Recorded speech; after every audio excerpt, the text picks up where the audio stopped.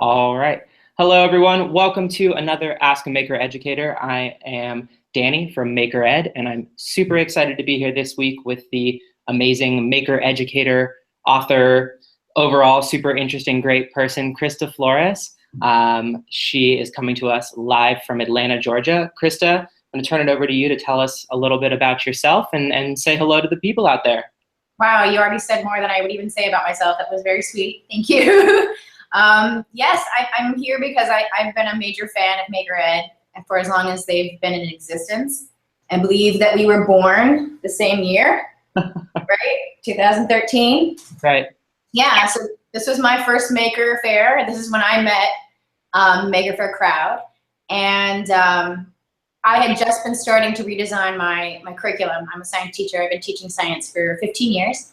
And I was inspired by everything that was going on in that environment. And I began to recreate that experience, I hope, to some degree, for my students inside of the classroom, which we then deemed a makerspace.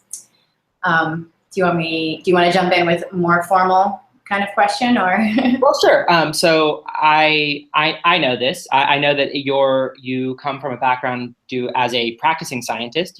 That's what you studied. That's what you went to school for. So I'm super interested in that and how you made that transition into the educational world from practicing science.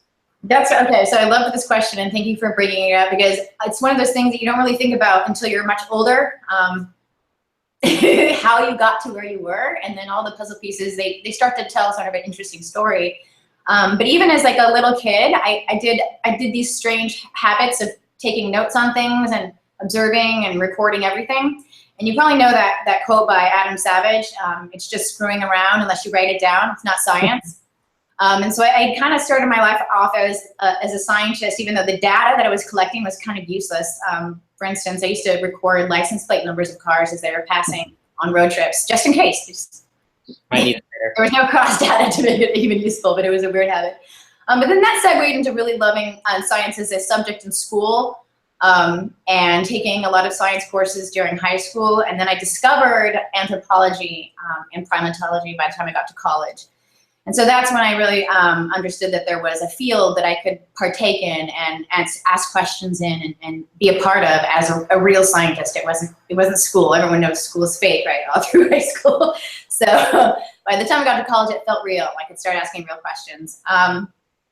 But then, I was in graduate school asking real questions, but I was running out of money. And I was noticing a lot of graduate students were very happy and their lives were actually really challenging, and getting postdoc positions was really challenging. But there were tons of teaching jobs, right? There was you could get a provisional teaching license in New York City, as I did in the year 2001, and teach science and get a good job paying decent money.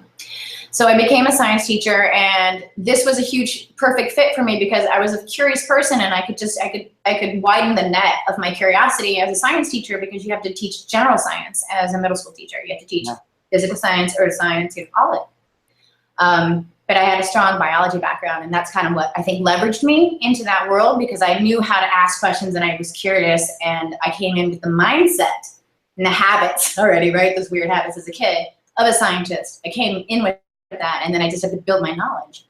And so I stayed a teacher for 15 years, and I taught science passionately for all that time. And then in 2013, I had already started teaching science full-time in a makerspace.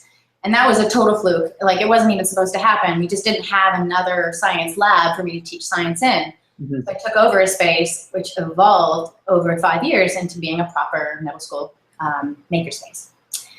And then, full circle, by 2014, I was shouting out about how this was unique, and we didn't understand it well enough, and we didn't know how to assess it. And it was our duty as teachers to be researchers and to share what we were learning. Best practice, we couldn't wait for higher ed to kind of come in and give us the data. We as teachers had to step up because we were seeing the data happening in our classrooms. And I presented that at FabLearn in 2013 in the fall, after my Maker Faire experience. And then they had the fellowship by 2014, and the description of it was exactly what I was trying to say, right? This is who we are, what we need to do. And it was an NSF grant, and so it was proper research. And so full circle, I am now back being an observer and a scientist, and hoping to educate as I learn, because I'm now back in the learning role, which is crazy humbling. Yeah. But really good. And super interesting. I love to hear that in everything that it seems like you've done, there's that super curiosity heavy, always exploring, always asking questions. And that's the mindset that we're always trying to implement with students. And that's super amazing that that's been such a thread through all the work that you've done. And I'm sure really sets you up for success when it comes to problem-based learning. Yeah. Which I'm super excited to talk about. So problem-based learning, project-based learning, problem-based science. Tell us a little bit about it, at least from your experience, how you define that and what is so super exciting about problem-based science for you. Okay, well, I drew a diagram because I knew I was going to explain this, but it's a terrible diagram because it's just a prototype. But I will work off of it because We're iterating. We're always iterating. When you think about the way you usually deliver science, your experience in a science classroom, they're kind of like the traditional experience. If you want to go really traditional and really 100% teacher driven and really unengaging, there's a textbook. There was always a textbook, right? We always had textbooks, tests.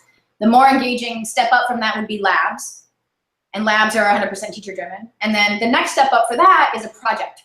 Sure. And those are often the ones that we hold until like the end of the school year, once we've gotten all the good content in and we know they've learned, and we can like rest on our laurels if all the projects don't look perfect. And but we don't really honor projects, you know, as being valuable in and of themselves. They're just sort of a pocket we throw in when it's safe. Going even further out from projects, right? If this is a spectrum, beyond projects, you have problem-based learning. And it's going to happen in your humanities class, right? And this can happen in your physical educational class. Like the problem is get the ball into the hoop, you know, whatever the problem is. Sure. Whatever needs to be iterated on, whatever you need to learn more in order to solve, that's problem-based learning. If you apply that to a science classroom, then it starts to merge with some formerly wonderful ideas that have been around for a really long time that come from Piaget, called constructivism. Constructivism is basically just this assumption that if you give a human time and tools in a rich environment, they're going to discover science content. They're going to discover their knowledge through their own, their own exploration, and it'll be empowering, and they'll own it, and it'll be beautiful. But you just give them time, and they'll do it. Sure. We don't do that though, right? We don't actually. We kind of believe it. We know it from our own personal experiences, maybe as children, but we don't practice it in the classroom because there's too much serendipity, right?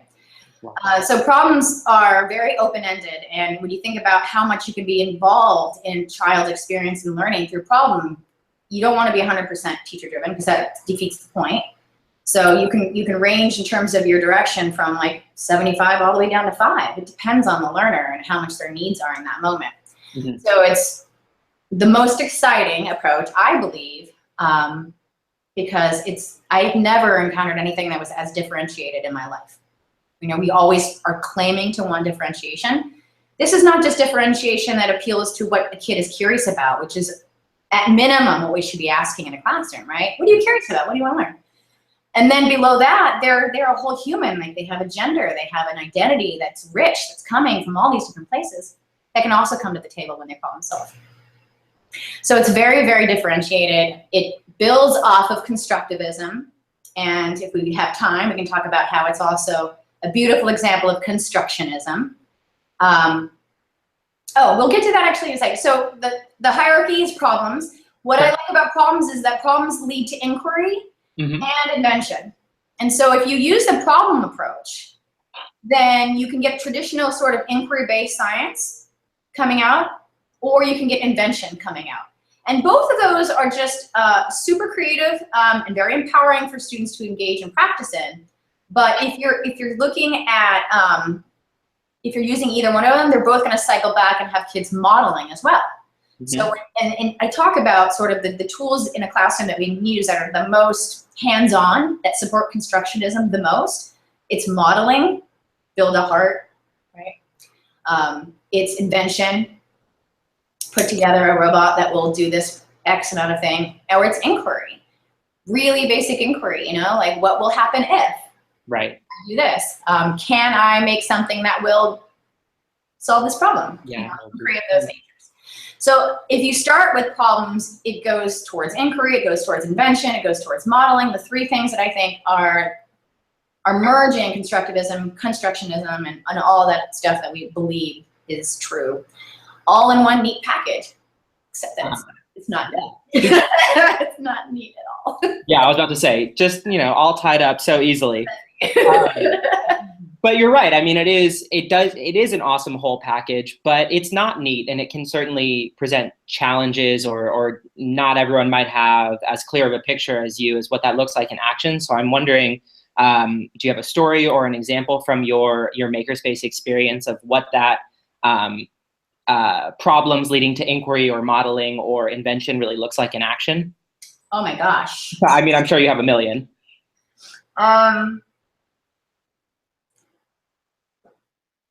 Gosh, let me just think about it, because I haven't been in my classroom for so long. I have to go back in time. Okay, this is kind of a quirky little one, but sure.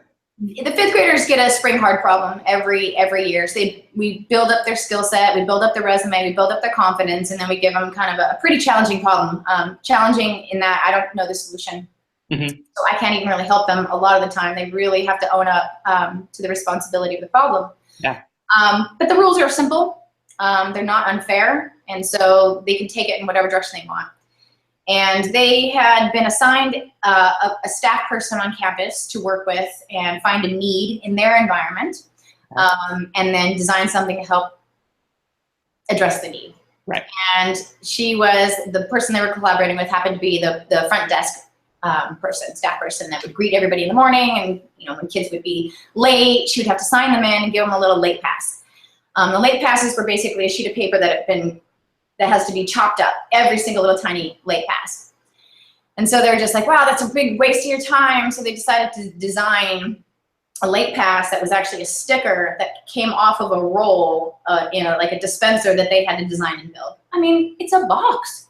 Right. With a dowel. They've never made anything like this. They've never had to physically model and create a working prototype from an idea that only existed, right? Who does that? How many of us go through the day going like, oh, I have an idea for this invention that I need. I'm going to go through every single step is required. The drawing, the failures, the measurement, the sanding, the days and days of sanding to make this beautiful work of art that's just recycled wood and a dowel and these cool stickers they had to learn. She had to teach herself Adobe Illustrator to be able to use the right format to send to the people who were going to make the stickers, the publishing company. She couldn't make this. We don't have a sticker maker in the makerspace. The caveat was they didn't get any budget. They couldn't spend money outside of any of the recycled things they had to use to build. They had to use all pallets and e-waste. Mm-hmm. This was a product they had to buy. I was like, how do we get around this? So she figured it out. She baked tons of cookies and muffins, and then held a bake sale out in front of her grocery store in her neighborhood and raised $300. I think her mom helped out a little. Yeah, but still, that's amazing. Yeah, just some fun. Yeah, that's problem solving on so many levels. That's amazing to hear. She budgeted, right? She was an entrepreneur. She took risks. She went out into her neighborhood, and for a cause that was about her idea. I mean, it's one thing if you're part of the Girl Scouts and they're we're all going to be here and do this. But this is one girl showing up for her idea. It's okay. Yeah, I mean, that's passion. That's connection to school that you very often don't see, and that's really amazing. Yeah. What about what kind of challenges did a student like that face, though? I mean, so it sounds like each of those problems were solved by her in a pretty big way. How was that for them, or how is that for students in general? What kind of challenges come up? Yeah, well, until they find loopholes, then they're all faced with certain challenges they don't like, but they love it. To be honest, it's like being part of a game that's about creativity and kindness, with yourself, kindness to others. It's hard. You really put yourself out on the limb when you share ideas, let alone something you invent or create. It's really hard. And so creating a safe space like that, you have to build that from day one and just to reinforce it all the time. So for them, they love having the rules. They love having like the prompts of problem science, because it's often, you know, either like a couple of set of rules, or it's an observation that they've made. And so they have these parameters that they can play in. And, you know, being middle school, they'll like try to get the ball out of the court every now and then and cheat, but that's good too, right? Like that's part of it. Like being able to argue why you can break a rule is more important to me than the rule. Yeah, well, it reflects a certain confidence in your decisions and your ideas again. Yeah. And not to encourage, you know, everyone to go out and break all the rules, but it does show that confidence. But to question them. Absolutely. And be willing to say that you believe in something, which is something that doesn't come out of just taking a test or something like that, I wouldn't think. No, you don't get that kind of ownership. Yeah, absolutely. When it's 100% teacher driven. You get compliance, but it's not the same thing. It's not the same thing as having ownership. Yeah. What about for educators? So you came in with a science background. You were super comfortable with those heavy questions, heavy researching. What about for someone who might not have that kind of experience? I don't know, Danny. This is sort of okay. So I told you this is my year of being humbled. Is like now I have to step it up. Now I have to help other people figure this out who didn't have a science background. I take that for granted. Sure. Everyone's like, oh, content isn't important, but you know, I have it, so I can say that. It's like it doesn't matter unless you've achieved it. Oh, being a millionaire doesn't matter. I've been a millionaire. You're like, okay, great. Let me figure that out. But I've been working now with people who don't have that and collaborating with people online as well through Twitter who are asking this question. You know, I think there's in the K-12 FabLab forum, there's a question right now by Lucy. Check it out. She's putting together a spreadsheet of how to help teachers see the science and what kids are doing in this kind of an environment. Because if you don't have that science content background, what are your options to become better? It's like, you know, I keep sort of using the analogy that seeing the science being done in a makerspace is like looking at the sky and seeing constellations. It's not that hard, right? If you're given a really cool Stargazer app, that's what teachers need, Daddy. They the need makerspace Stargazer app. They're like, oh my God, she's learning, you know, about force equals mass right now. Oh, I gotta step in and talk about that. Yeah, no, I see what you're saying. So the idea, I mean, that connection of being able to, yeah, the lens and the vision to make the connections between the key things you need to be hitting on and these amazing bits of learning and experience. And that's tough. Yeah, I think that's definitely a challenge that a lot of educators face and one that a lot of folks are really trying to work through right now. But if they want them to be doing authentic science, then having like an authentic scientist as a mentor in the room makes sense. An authentic mathematician, an authentic musician, an authentic Spanish speaker, an authentic, you know, the list goes on. Yeah. We know how important the mentor role is in Maker Ed. Like, let's figure out how that looks in a science classroom. You know, if we don't have, you know, we can have people who are looking for the, for certain kind of qualities, the 21st century skills, they can be looking for that. There can definitely be training for that. But if their background isn't science, then how can they also be looking for that kind of learning? You know, because it is valuable and we do want to celebrate it and call it out when it's happening, you know? Yeah. But we all want that. Parents want that. Kids want that. Everybody wants it. Yeah. On a slightly different note, just because we're running a little low on time, and this is something that I think is kind of super interesting to talk about. I feel like I can see a lot of interesting connections between problem-based science and problem-based learning in general, and a student's ability to go out into the world and take on projects to improve their community or improve the world around them, to say something very big in general. What kind of connections have you seen? So we talked about one within the school. Have you seen it expand beyond the school as well? Well, I have to give a shout out to one of my favorite students who continues to be like striving for a goal that he set for himself as a 6th grader. He's now a 9th grader in high school. Awesome. He is a professional YouTuber now. He designed a science and technology educational video series when he was a kid, and has just been throwing his passion into it. And so having a kid sort of like delve into entrepreneurialism that early and really stick with it because they're passionate about the fact that it's like a niche, a need, a passion in the world, that to me is really awesome. That's one of my favorite stories of that. And do you think that a student like that would have pushed themselves to do that had they not been faced with that problem initially, or been faced with second problem? Sure. If there was a different situation where he was given the time, I just gave him all my science class time to work on it. So, you know, sometimes it just to get something, an idea off the ground, and someone gives you like sanctions like 4 to 5 hours a week to think about it. But yeah, definitely, he would have come around to it eventually. He was watching all like Vsauce and all of these guys religiously all the time. I mean, he was gonna go there anyway, for sure. That's awesome. Yeah, but getting engaged with the grade, that's a huge step, right? That's the whole world, you know. Yeah. But I think you were curious about getting kids engaged in problems that also connect them, because we couldn't give them problems and let them stay at their desk and never socialize. That's kind of the model we grew up with, a lot of us. Like, we weren't really encouraged to work on problems together.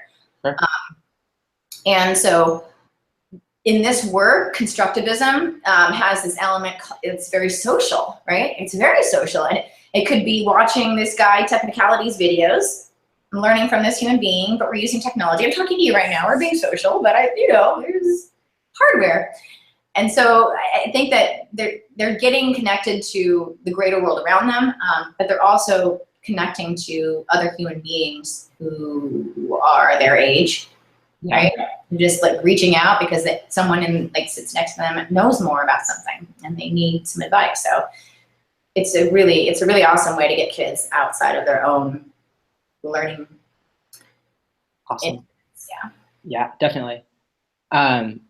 To wrap us up, can you tell us a little bit about what you're doing now? Because you mentioned it before we went live, but the work you've been working on is super valuable, on kind of a different end for maker educators, but again, super valuable. So tell us what you've been up to. Yeah, so I took a gig in Georgia to try some outreach, and while I was here, I immediately was feeling really homesick, and I was missing my network of amazing educators in the Bay Area. And so as soon as I started meeting more than 2 people, I decided we should try to do a meetup. And the 2 people that I met, because my networks through the college I was working at happened to be someone who started the first maker space here in Atlanta. It's called Educator Makers. Nice. And there's a couple hacker spaces, but they're the only maker space that's really very family friendly. And they support student programs there. So they have Maker Ed is definitely part of their programming. And then the woman that I met, Tanya Hyman, she's a science teacher here in Atlanta, but she also has been organizing the Atlanta Maker Fairs for the past however many years they've been having them. And interesting note, the Maker Fair here in Atlanta is free. There you go. So I think that's super cool, and they want to keep it that way. It's very good that people are able to come. That sounds really great. And that kind of community for maker educators outside of the classroom is something that we've been, talking a lot about at Maker Ed, and it's something that we really are pushing because, like you're saying, it is super valuable, and it is helping get these ideas in tons of awesome new places and getting lots of folks on board, which is awesome and really important. What is your playbook called? The new one? So yeah, to shout ourselves out a little bit, we just actually released a playbook about this. Maker Ed just put out a playbook to help folks who are interested in starting maker educator meetups. It kind of walks you through how the Bay Area maker educator meetups, which have been going for quite a while now, how that got started and some steps you can take to get one going in your community. So we'll share out links to that, and we'll also share out links to a lot of the other great resources that Christa has mentioned so far, and hopefully get a link to that student's YouTube videos out for all of you to take a look at. Christa, is there if we were to close with one step that you think that educators could take right now to really start pushing problem-based learning in their classes, what might that one first step take for them to take be? Design a simple prompt. Design a prompt that you feel will address certain content issues or material science issues that you want to address. Just start with a prompt and see what happens. You can do a lot in 15 minutes and learn a lot in 15 minutes. Once you get more comfortable with what you're seeing, stretch it out. By the end, I was giving them an entire semester. So it takes time. Just start with baby steps. Awesome. So start with those baby steps. Ask your first question. Design your first prompt. Yeah. Do you have any other resources that you want to share? I know there's one that you might want to share on a very personal level. Shout yourself out a little bit. Oh, sorry. I'm like, what? Yeah. It's like, so in the past, I have a hard time thinking about it. Yes, I do have, it's basically everything that I had to understand. This is the book I wish I had had 5 years ago when I was starting out, and I was, I thought I was crazy and everyone else thought we were crazy. So now I'm hoping it will help you to not feel crazy. It talks about the link between maker education, Seymour Papert's constructionism, and the science classroom, and how they all are a beautiful match made in heaven, to be honest. It is a super interesting book. My humble opinion. Well, yes, it's super interesting and definitely one to explore.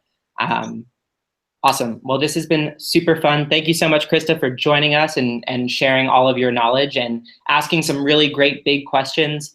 Hopefully we can all work together to start working through some of these and finding some good solutions. We will. And it's not an option. Yeah, exactly. So this has been Ask a Maker Educator. Join us again next week. We have Marcos Navas from New Jersey, who's going to be joining us to talk about some of his super cool summer maker programs and his army of 3D printers that he has going right now. It's going to be a lot of fun. And Christa will make sure to share out a lot of the resources that you shared with us today. Thanks a lot, everyone. We'll see you next week. Thank you. Good night, California.